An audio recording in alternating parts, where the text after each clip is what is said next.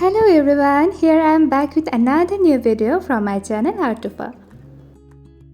আজকের আর্টওয়ার্ক খুবই স্পেশাল হতে যাচ্ছে কারণ আজকে আমি কোনো কাগজ কিংবা ক্যানভাস ছাড়াই পেন্টিং করব। Yes, you heard it right. Recently আমি পড়ে থাকা কিছু টিনের কুটোকে কালার করে আমার গাছের টবের জন্য ব্যবহার করেছি, যার ঢাকনাগুলো রয়ে গেছে। আর আজকে আমি এই প্লাস্টিকের ঢাকনাগুলোকে পেন্ট করে দেখাবো। ইন্টারেস্টিং না? আমার কাছে কেবল একটা নয়, মোট 3টা ঢাকনা রয়েছে, যেগুলোকে 3টে আলাদা পেন্টিং আমি করব। এই ঢাকনাগুলোকে আমি আগেই ওয়াশ করে রোদে শুকিয়ে নিয়েছিলাম। তো চলুন শুরু করি। পেন্টিংয়ের জন্য প্রথম ঢাকনাটি নিয়ে নিলাম। ঢাকনাগুলোর সারফেস খুবই সফট। এর আগে আমি এই ধরনের অবজেক্টে পেন্ট করিনি, আশা করি আজকে নতুন কিছু হবে। এখানে আমি অ্যাক্রিলিক মিডিয়ামের স্কাই ব্লু কালার নিয়েছি। আনুমানিকভাবে কিছুটা রং প্যালেটে নিয়ে নিব।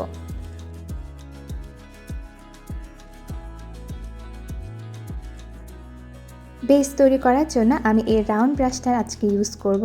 এই ব্রাশটা ভীষণ সফট এবং এতে অনেকটা রং একসাথে নেওয়া যায়।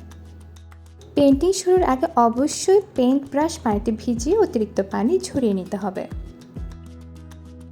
রং অ্যাপ্লাই করার পর ঢাকনার সারফেস অনেক সফট হওয়ার কারণে রং ঠিক মতো বসছিল না, কিন্তু এর সমাধান আমার কাছে আছে।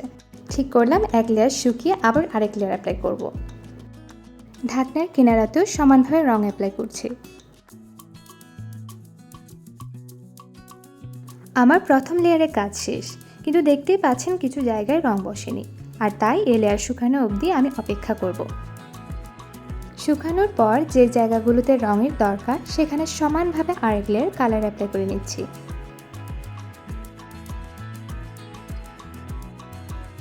আমি যখন মেঘগুলো আঁকার চেষ্টা করছিলাম, আমি খেয়াল করলাম ঢাকনার রঙের সাথে সাদা মিশে যাচ্ছিল, আর মেঘগুলোকেও অনেক হালকা দেখাচ্ছিল, আর তাই মেঘগুলো আঁকতেও আমার কয়েকবার লেয়ারিং করতে হয়েছে।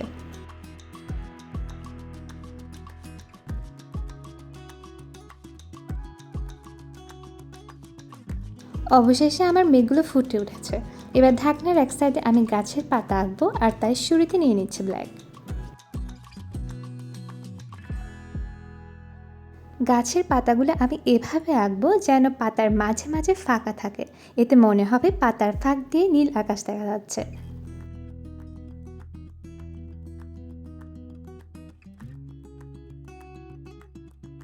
ব্ল্যাকের কাজ শেষ, এবার অন্য লেয়ার দিতে হবে। অন্য লেয়ারের জন্য আমি এখানে সবুজ নিয়ে নিয়েছি। প্রথমে সবুজ ডিরেক্টলি এবং পরে সবুজের সাথে হলুদ মিক্স করে অ্যাপ্লাই করব।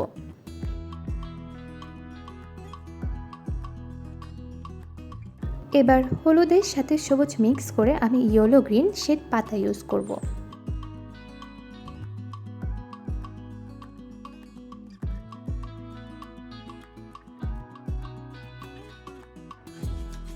গাছ কিংবা গাছের পাতায় এই শেড আমার সবচেয়ে প্রিয়।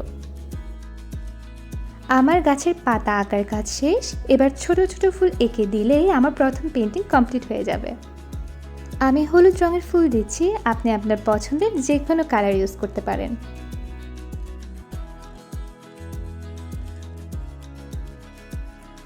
এই ক্ষেত্রে ফুলের শেপের কথা মাথায় রেখে আমি একটি থিন ব্রাশ ইউজ করছি।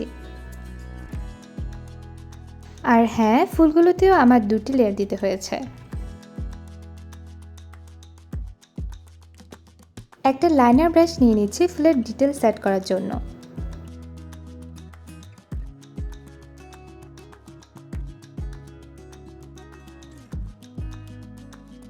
এবং সেই সাথে আমার প্রথম পেন্টিং কমপ্লিট হলো।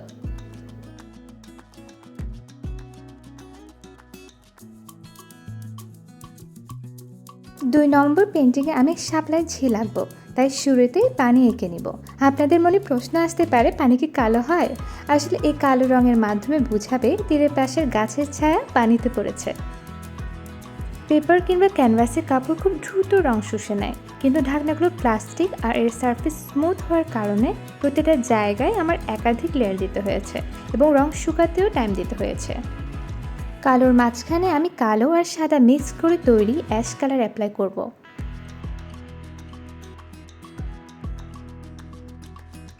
ব্রাশের সাহায্যে রাফলি পানিতে ডিটেলস অ্যাড করছি।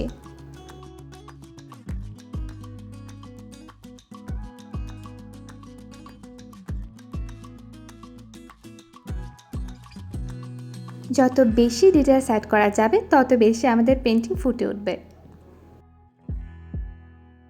এবার শাপলার পাতা আঁকবো। প্রথমেই পাতার রাউন্ড শেপ দিয়ে নিব, এটি শুকালে অন্য আরেকটা লেয়ার অ্যাপ্লাই করব।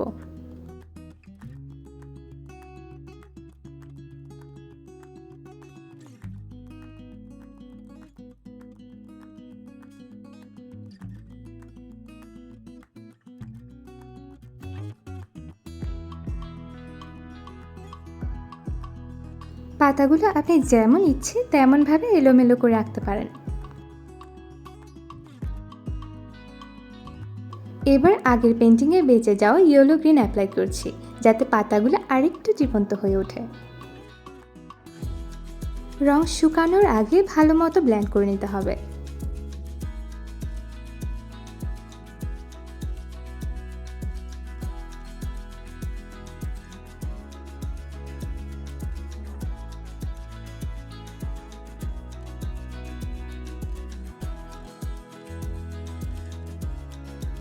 এবার পাতায় আরেকটু ডিটেলস অ্যাড করার পালা।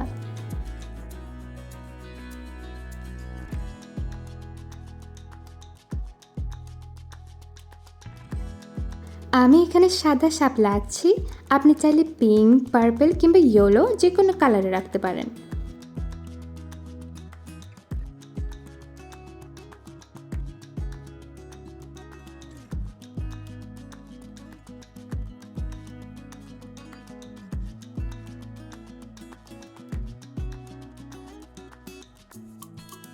পাপড়িগুলোকে শেপ দিতে চিকন ব্রাশ ইউজ করা খুবই জরুরি, এতে পাপড়িগুলোকে নানা আকার দেওয়া যায় ইচ্ছে মতো।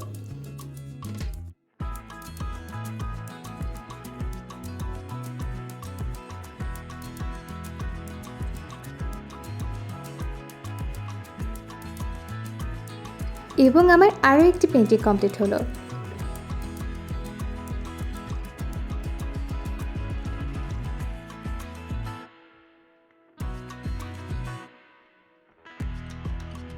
সর্বশেষ অর্থাৎ 3 নম্বর পেন্টিংয়ে আমি ভাবছি একটি টিউলিপে ভর্তি মাঠ আঁকা যাক। তাই শুরুতে আকাশের জন্য এখানে আমি নেভি ব্লু ইউজ করছি, যাতে একটা গোধূলি আকাশ আমি ক্রিয়েট করতে পারি। রং শুকানোর পর এর উপরে আমি হলুদ আর সামান্য পরিমাণ কমলা রং দিয়ে ব্রাশ করে নিয়েছি এবং মেঘগুলোকে আঁকার চেষ্টা করছি। হলুদ আর কমলা দেওয়ায় এটি শেষ বিকেলের আভা সৃষ্টি করেছে। বাকি অর্ধেকটা অংশে আমি টিউলিপে ভর্তি মাঠ আঁকবো, তাই বেস তৈরি করার জন্য কালো রং দিয়ে কাভার করে দিচ্ছি। কালোর উপর সবুজ দেব উপরে কিছুটা অংশ বাকি রেখে, এতে মনে হবে টিউলিপের মাঠ বহুদূর পর্যন্ত বিস্তৃত। রাউন্ড ব্রাশের স্ট্রোকগুলো বেশ স্যাটিসফাইং ছিল। এবার আমি টিউলিপের লম্বা পাতাগুলো আঁকার চেষ্টা করছি এবং নিচ থেকে উপরের দিকে এলোমেলোভাবে স্ট্রোক দিচ্ছি।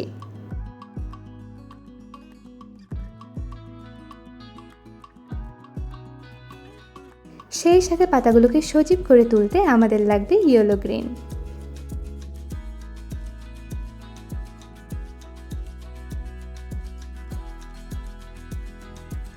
এবং পাতায় কিছুটা ডিটেলস। গত ভিডিওতে আমি ইয়েলো টিউলিপ এঁকেছিলাম, আজকে আঁকবো পার্পল টিউলিপ।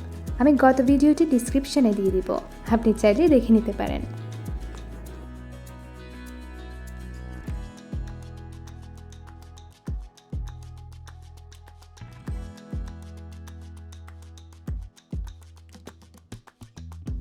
এবং আমার আজকের মতো লাস্ট পেন্টিংও কমপ্লিট হয়ে গেল।